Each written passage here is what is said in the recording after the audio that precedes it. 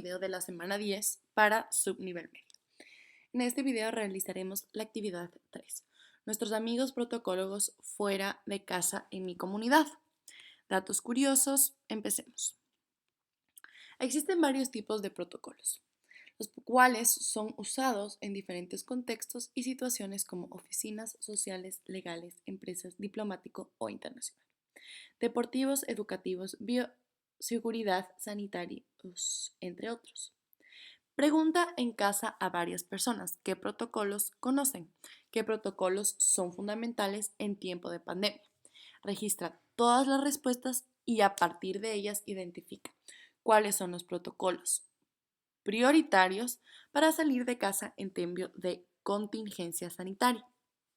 ¿Sabías que la Organización Mundial de la Salud, OMS, define la bioseguridad como aquellas normas técnicas y prácticas aplicadas por el personal con el fin de evitar la exposición no internacional a patógenos y toxinas o su liberación accidental, pudiendo estos iniciar en la salud de las personas, incidir en la salud de las personas?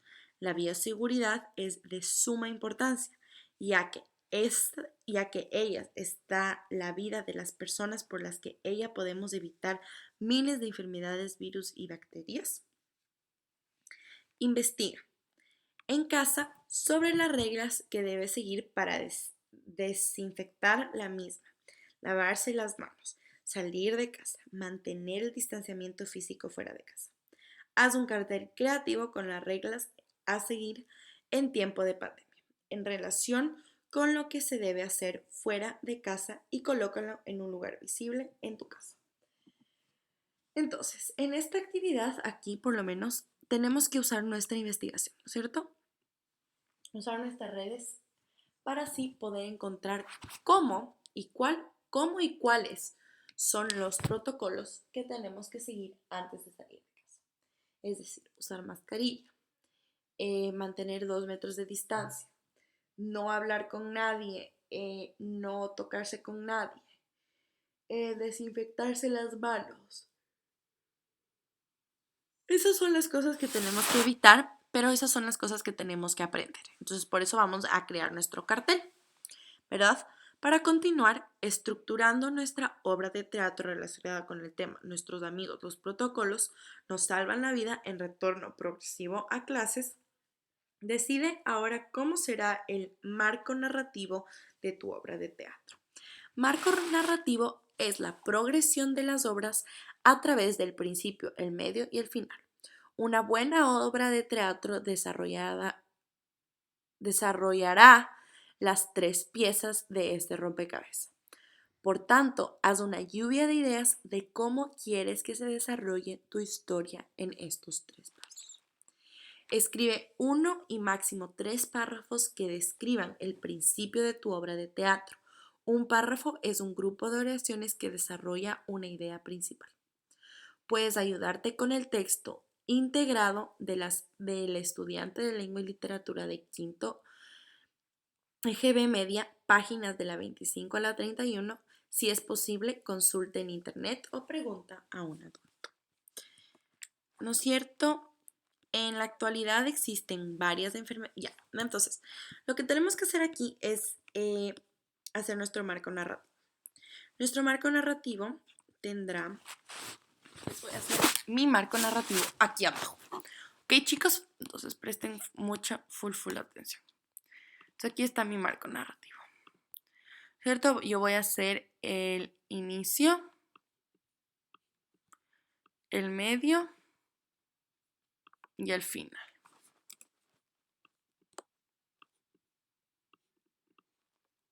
Ay, ¿qué pasó? Bueno, y el final. ¿Cierto? En el inicio voy aquí a escribir un párrafo de las ideas que yo tenga. Al igual que en el medio siempre es un poco más largo, ¿verdad? Porque es el desarrollo. Y el final o la conclusión, también se dice así, ¿no es cierto? La conclusión. Entonces así es como se va a desarrollar mi historia, ¿no es cierto? Entonces mi historia va a ser como una montaña. Va a empezar con el inicio, se va a ir desarrollando hasta que llegue a un punto, ¿no es cierto?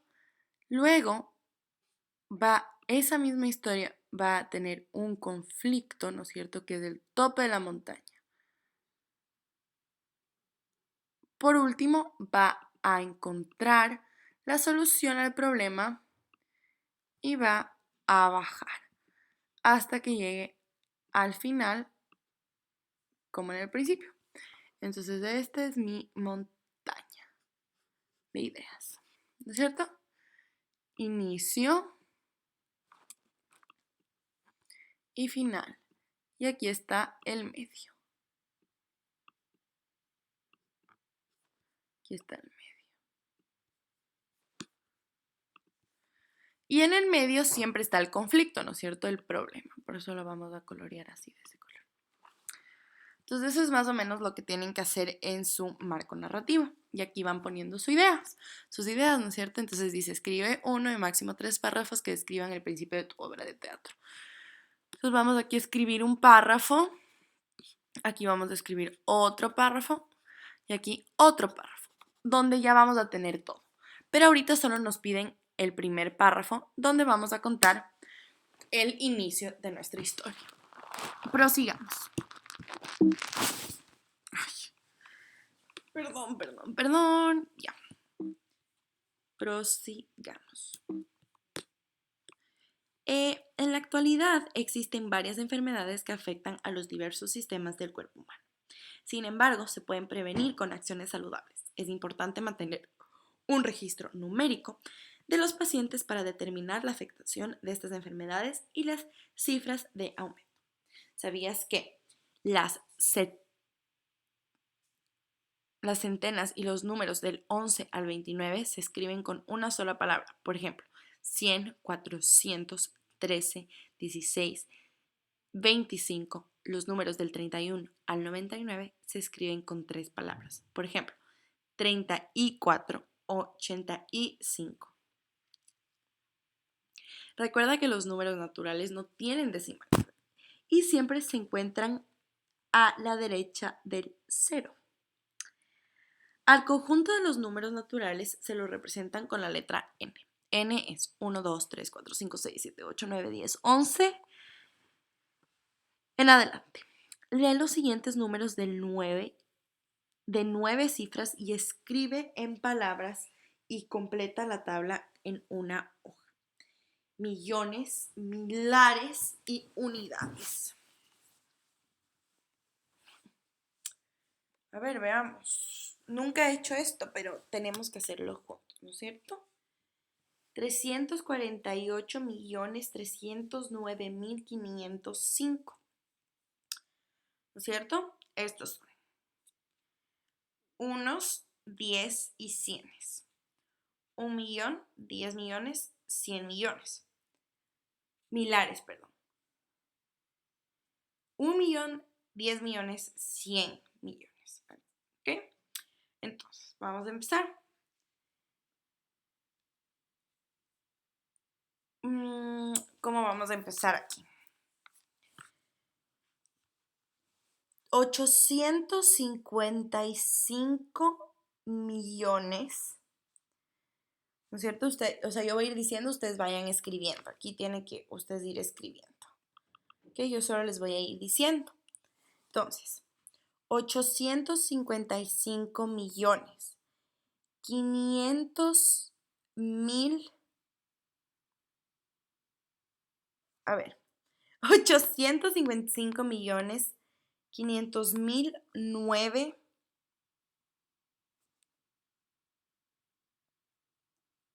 Sí, entonces, este número se dice, el número de aquí se dice como les voy a decir. Entonces, ustedes tienen que poner pausa y anotar. ¿Ok? Este número de aquí se dice de la siguiente manera. Se dice 855 millones, 500.009. Así se dice. Una vez más, 855.500.009. Y por último, el último de los recuadritos, vamos a decirlo. 68016703. Entonces empecemos. 68.016.703. Así se dice esto. Lo que nosotros estamos haciendo es esto. Estamos millones, ¿no es cierto? Los millones van a ser amarillos. Los milares, que son 1000, van a ser rosados.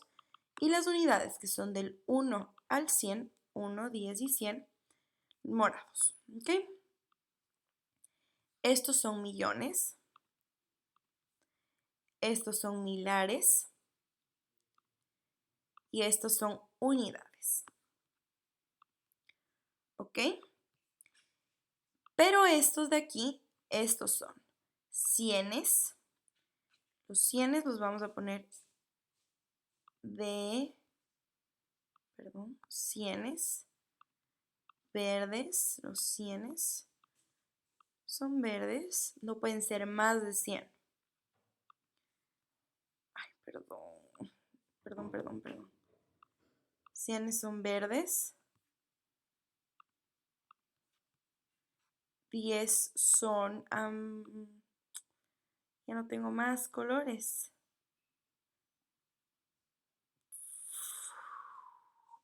Azules.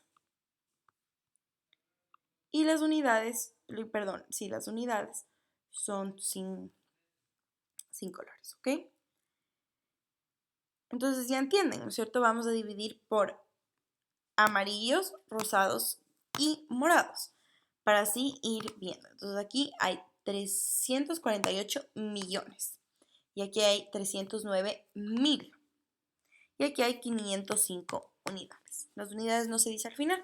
Entonces aquí, es decir, aquí hay 480 millones, 300.000 y 400 sin nada.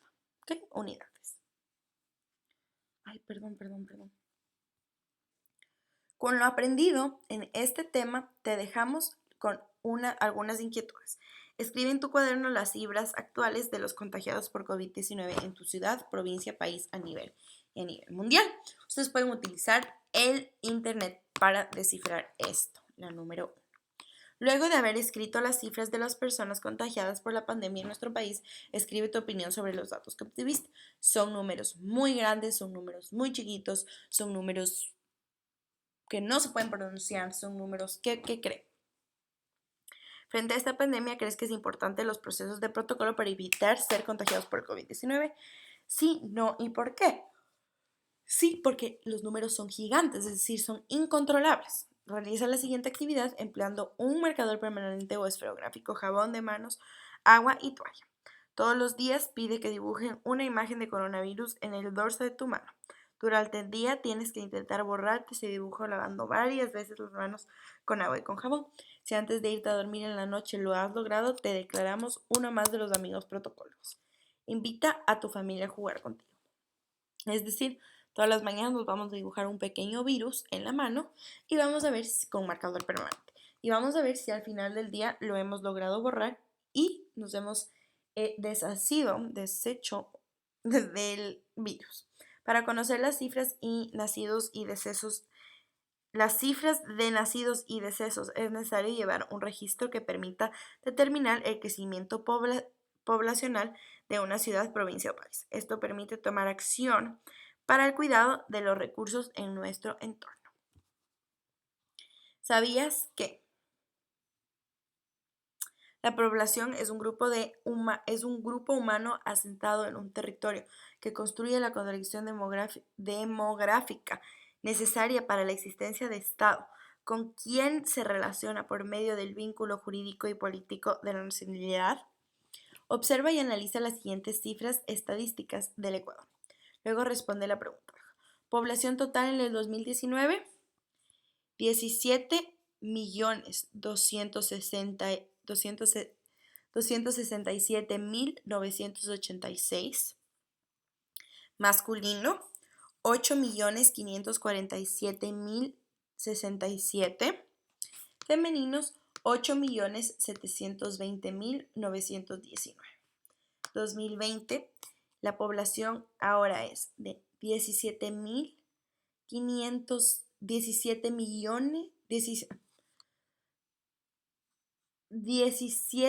millón, ¿cómo se decía? ¿Se acuerdan?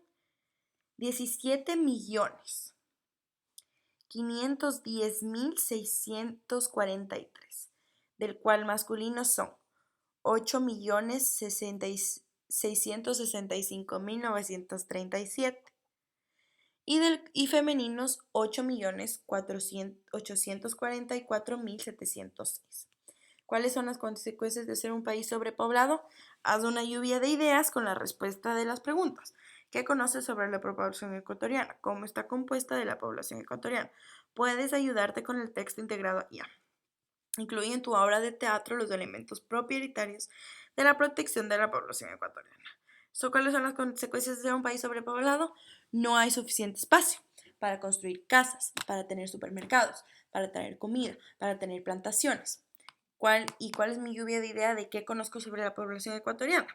¿De qué está compuesta la población ecuatoriana? Es decir, conozco que la población ecuatoriana es muy pequeña, pero nuestro país es muy diverso. Quiere decir que de la población hay muchas culturas, ¿verdad?